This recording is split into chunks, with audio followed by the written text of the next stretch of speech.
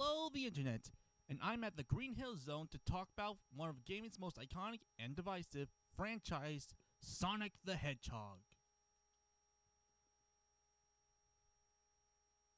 First appearing in 1991's Sonic the Hedgehog, this cocky, chili dog-eating speedster has made a name for himself as not only one of the most iconic and recognizable video game characters of all time, but also one of the most successful media franchises of all time, appearing in some of the best and worst games of all times. Of course, I was familiar with this blue rodent as a kid, rather watching one of the cartoons like Sonic X, watching some of the trailers online, and playing Sonic 06 on the Xbox 360 that my older brother got for Christmas. Yeah, I know, my brother actually won Unleashed for Christmas.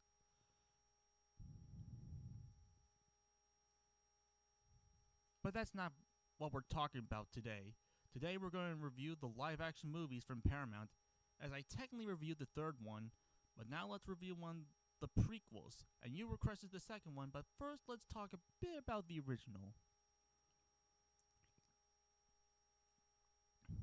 In Green Hills, Minnesota, there's a mysterious blue hedgehog teen called Sonic who has super speed. Sonic lives alone from everyone due to being taught that people will capture him for his powers, but deep down, Sonic wants friends and family. One night, after getting frustrated from being alone and unleashing his ultra powers, he calls the attention of the US government, who sends the eccentric but cruel Dr. Robotnik to track this being down, forcing Sonic to leave Earth. But suddenly, Sheriff of Green Hills Tom Wachowski discovers Sonic and accidentally tranquilizes him, which causes his teleport rings to be sent to San Francisco. Now the two must get to San Francisco to retrieve Sonic's rings before Eggman captures them both.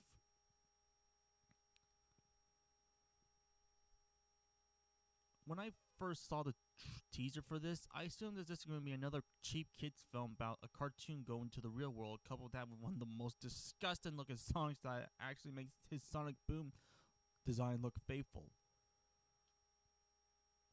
I mean, look at this.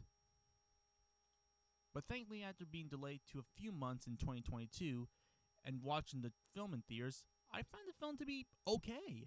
It's not this amazing piece of film, but it does have its own charm, like some great performances, a song that actually looks appealing, and some genuine heart and a message of family and friendship, making one of the better video game movies out there. Naturally, the success of the first film would have eventually led to the sequel, and fans were quite hyped as it would feature more elements from the games like Tails, Knuckles, and even the Chaos Emeralds. So how did it turn out? Well, let's gotta go fast. After defeating Eggman, Sonic has just settled with the Wachowski family. Sonic wants to be a hero, but his recklessness causes him to fail. Tom advises Sonic to be patient when time comes. As the Wachowskis go on vacation, Sonic has the house to himself. Suddenly, Eggman returns for revenge, alongside a new face named Knuckles. Luckily, he escapes with the help of the two-tailed genius fox named Tails, and the two set out for the mysterious Chaos Emeralds before the villains do. While the first film was just an okay film that was enjoyable, the sequel on the other hand is definitely really enjoyable. What I like about this film is how it embraces more of the elements from the games than the first film, which makes for some really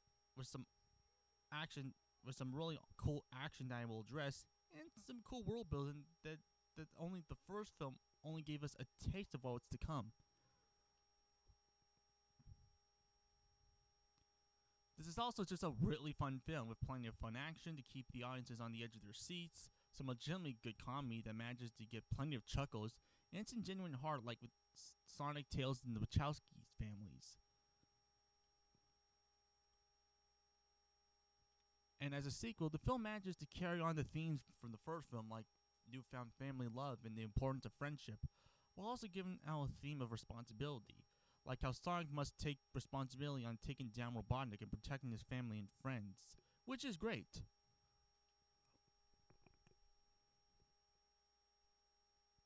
Now let's get into the characters themselves, starting with the Bluebird himself, Sonic.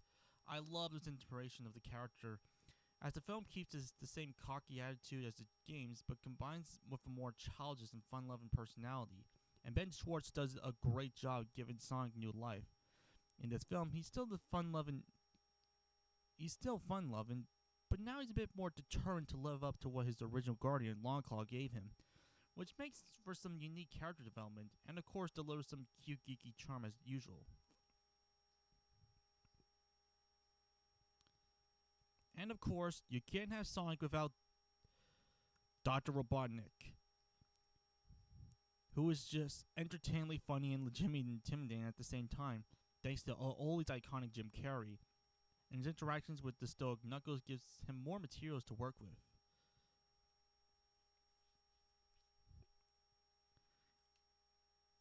Onto the new faces, we got Tails, who is a great addition to the universe as he uses his geniuses to aid Sonic on his quest, as well as forming a friendship that is genuine and sweet. And of course, we got Knuckles, who is just easily the best character in the sequel. His redesign is both cool but faithful to his game counterparts. The performances by Idris Elba is awesome. He is quite intimidating. I like how he's not too different from Sonic, as like Sonic, he had lost his loved ones, but while Sonic managed to cope and start a new family, Knuckles became more vengeful and bitter. Luckily, the more healthy Sonic manages to help Knuckles understand that all you need is someone to guide you.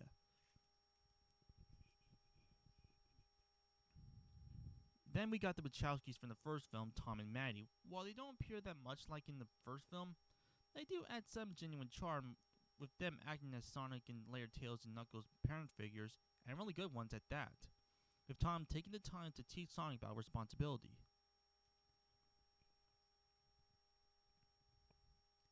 The effects for this film are just as impressive as the first film. The design for the characters of Sonic, Tails, and Knuckles are a great blend of realistic and cartoony, managing to be both appealing and expressive while also organic and natural. And the addition of Tails and Knuckles, the animators really play a lot with their unique features to liven up some of the action scenes. Speaking of which, the action scenes are easily one of the highlights of the film, where each one really adds excitement to the film. In, in spite of my praises, I will admit the film isn't perfect. My problems with the film mainly during the end of the second act. I won't spoil anything, but it could have been cut. It could have been cut as it stops the film a bit. To conclude, Sonic the Hedgehog 2 is an enjoyable video game film with a lot more to offer, more interesting characters, lots of great action, some good comedy, and some sweet moments. This gets an 8 out of 10. Gotta go fast for this one. Alright, that's my list. Don't forget to like and subscribe, and it's time for me to juice and jam on this. See you next time.